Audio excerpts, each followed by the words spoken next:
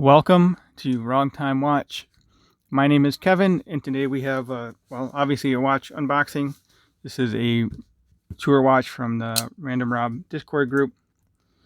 Looking forward to taking a look at this, and happy I got selected because I have a similar watch to this that I still have from EMG watches. So we'll do a comparison video between those two here. So let's get this out of the box.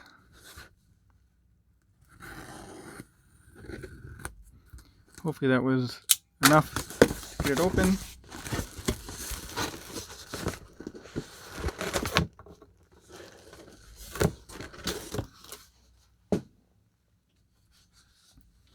So this is a mechanical hand wind chronograph using the Seagull 1963 movement.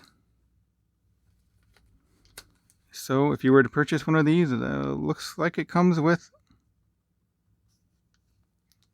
some kind of tool here. I don't know.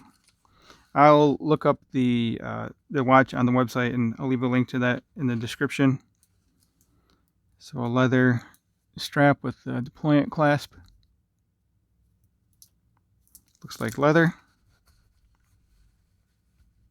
Then here's the watch on another leather strap. This is a rally style strap. This watch is called the Cobra, Detroit Mint Cobra. So let's zoom in here.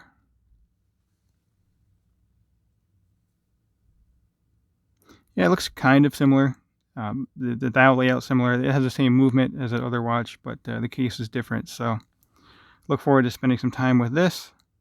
Also, this has a larger display case back. I don't know how much larger it is, but it definitely looks larger.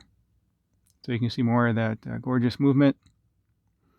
I know it doesn't have super fancy finishing or anything, but I still like looking at these movements.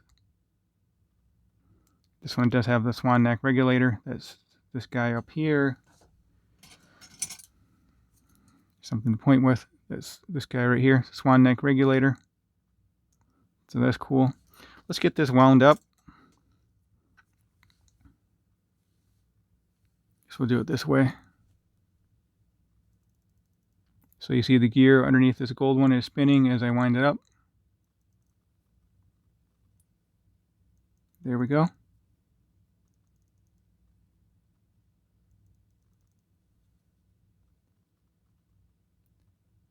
You should see one of these other gears. So that one. One of these is the running second. Yeah, you can see the running second is moving now.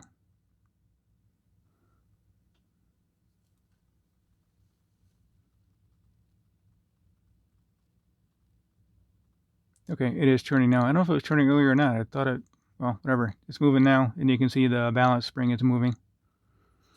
So, very cool. Let's wind up a little more, and I'll show you how the sweep of this chronograph second hand is, and then we'll close out the video.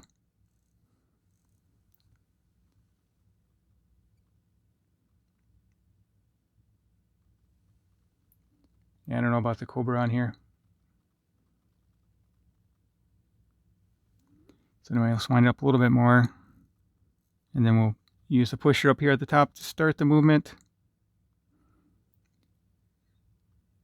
So it's not a super smooth sweep, but it's still pretty decent. I mean, you can definitely tell it's mechanical movement.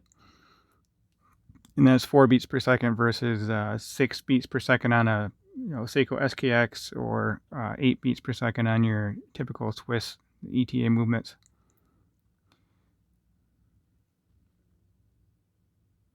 All right, I'm going to stop it, and then I'll reset it, and you'll see the second hand snap back.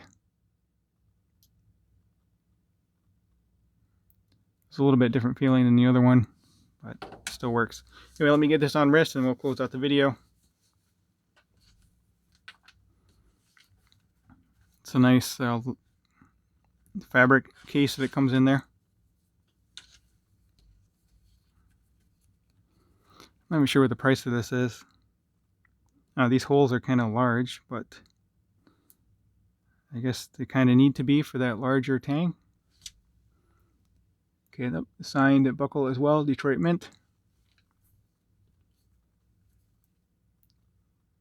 So still have 4 more holes open up here and 5 down here. So right in the middle.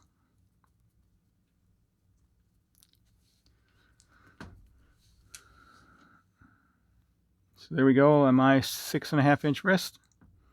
I'll measure the watch and we'll go through all the specs in the full review, full video, full presentation, whatever.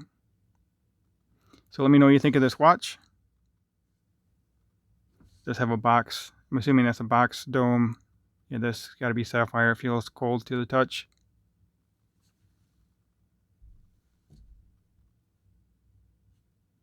Maybe I should get one of those fancy hardness detectors, and I can know for sure if it's sapphire or whatever. But anyway, here we go. That will conclude today's video. As always, thank you for taking the time. Thank you for watching, and I'll catch you on the next one.